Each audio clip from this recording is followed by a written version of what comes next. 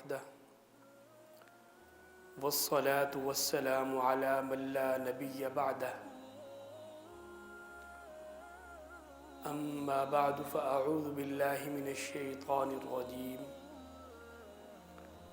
بسم الله الرحمن الرحيم إن الصلاة تنهى عن الفحشاء والمنكر صدق اللہ مولانا العلی العظیم۔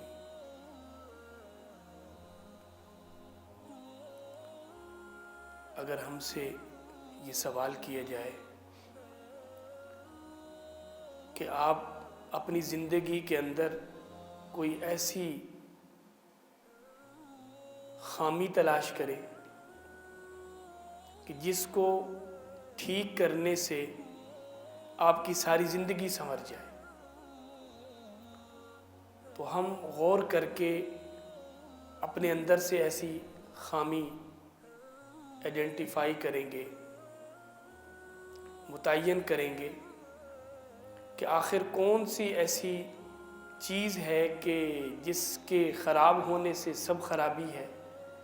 اور جس کے ٹھیک ہونے سے سب کچھ ٹھیک ہو سکتا ہے۔ تو اس کا جواب مختلف لوگوں کا مختلف ہو سکتا ہے اور ہوتا ہے، لیکن جب ہم قرآن پاک سے کنسلٹ کرتے ہیں اور وہاں سے اندازہ لگانے کی کوشش کرتے ہیں کہ آخر اللہ ایسی کون سی بنیادی چیز ہمیں ٹھیک کرنے کے لیے کہہ رہے ہیں کہ اس کے ٹھیک ہونے سے ساری زندگی سنور جائے گی اور پورا جو نظام زندگی ہے وہ بہتر ہو جائے گا، تو اس حوالے سے یہ آیت مبارکہ جو میں نے پڑھی ہے یہ بتاتی ہے کہ اللہ فرماتے ہیں کہ بے شک نماز بے حیائی اور برے کاموں سے روکتی ہے۔ اس کا معنی یہ ہے کہ جو کچھ ہماری دل اور دماغ کے اندر ہے، جو اندر کی دنیا ہے وہ بھی، اور جو باہر کی دنیا ہے وہ سب، جس کے ساتھ انسان کا ایک ریلیشن ہے، اس کے ٹھیک ہونے کے لیے بندے کی نماز کا ٹھیک ہونا بہت ضروری ہے۔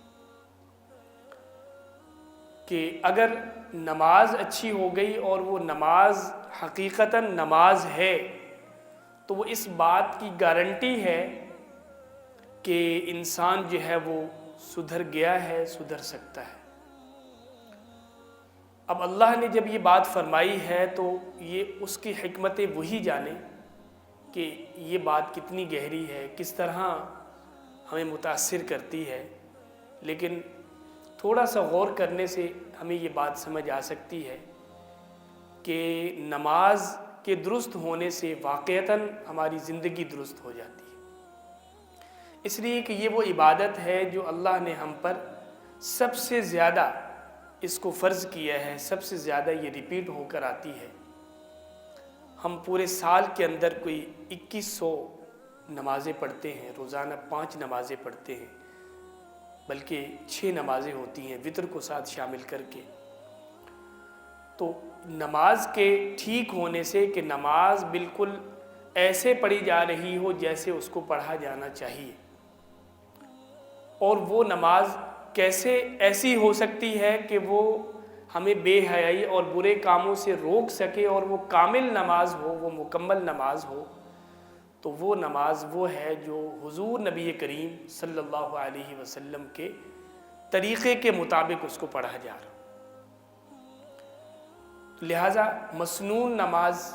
اور حضور صلی اللہ علیہ وسلم کے بتائے گئے طریقے کے مطابق اگر نماز ہوتی ہے تو وہ نماز پھر وہ اثرات مرتب کرتی ہے جو اللہ تعالیٰ نے فرمائے۔ اور اس کو اگر ہم دوسری سائڈ سے دیکھیں تو ہم یہ بات بھی سمجھ سکتے ہیں کہ اگر ہماری زندگی کے اندر مسائل ہیں، پریشانیاں ہیں، الجھنیں ہیں، اصلاح نہیں ہے، ایمان کی مضبوطی نہیں ہے، یا دیگر ہمارے جو دنیاوی مسائل ہیں وہ بھی اگر ہم دیکھیں اور پھر اس کے بعد اپنی نماز کو دیکھیں تو ہمیں لگے گا کہ واقعتاً ہماری نماز وہ ویسی نہیں ہے کہ جیسا ہم اپنی دنیاوی زندگی میں نتیجہ چاہ رہا ہے کہ اس کو ہماری زندگی کو ایسا ہونا چاہیے، تو جب زندگی ٹھیک نہیں ہے تو اس کا معنی یہ ہے کہ نماز ٹھیک نہیں۔ تو لہٰذا اگر ہم اس سوچ پر آ جاتے ہیں کہ ہماری نماز اچھی ہو جائے تو اس کا یہ خود بخود معنی ہے کہ ہماری زندگی اچھی ہو جائے،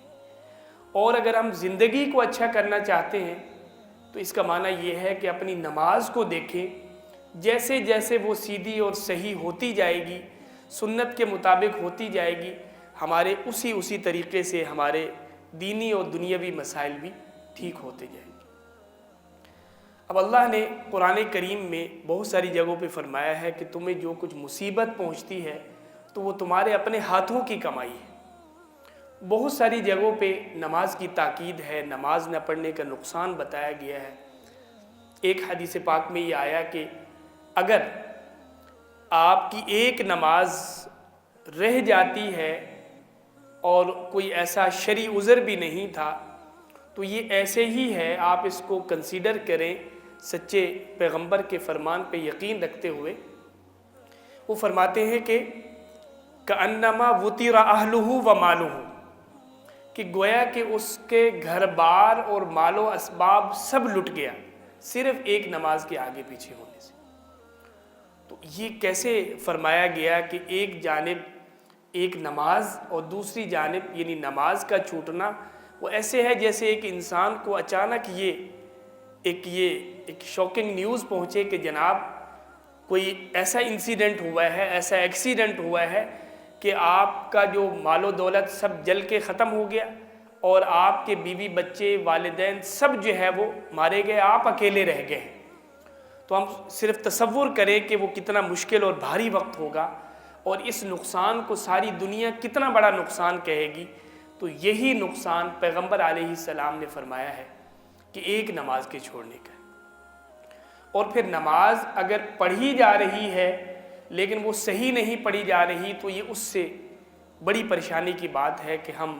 نے ٹائم بھی نکالا، ہم نے وضو بھی کیا، ہم مسجد میں پہنچے، ہم نے وہ ساری ایکٹیویٹی جو ہے وہ پرفارم کی، ہم نے اسی طریقے سے سجدہ، رکوع، تشہد، قیام سب کیا، لیکن اس کے باوجود وہ فائدہ اس کا وہ نہیں ملا، صرف سر سے اتری، فائدہ نہیں ملا۔ تو اس کا معنی یہ ہے کہ فکر ہمیں دونوں چیزوں کی کرنی ہے، اس کی بھی کہ ہماری نماز جو ہے وہ بر وقت اور مکمل ہونی چاہیے اگر ہم ساری دنیا اور آخرت کے مسائل کو ٹھیک کرنا چاہتے ہیں۔